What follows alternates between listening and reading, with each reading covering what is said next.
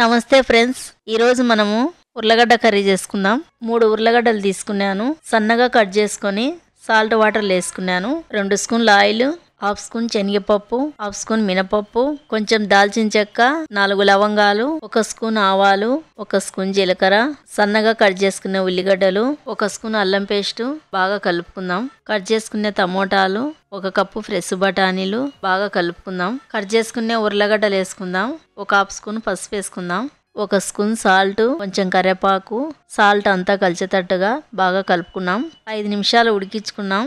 మధ్య మధ్యలో కలుపుకుంటున్నాం. ఇక్కడ నేను 1 స్పూన్ కారం వేసుకున్నాను. 1/2 స్పూన్ గరం మసాలా, 1/2 స్పూన్ ధనియాల పొడి బాగా కలుపుకుందాం. 1 గ్లాస్ వాటర్ వేసుకొని కర్రీలో బాగా కలిసేటట్టుగా కలుపుకున్నాం. మూత పెట్టుకొని 10 నిమిషాలు ఉడికించుకుందాం. 1/2 స్పూన్ మిరియాల పొడి. కర్రీలో సాల్ట్ తక్కువైంది. 1 స్పూన్ సాల్ట్ సరిపోలేదు.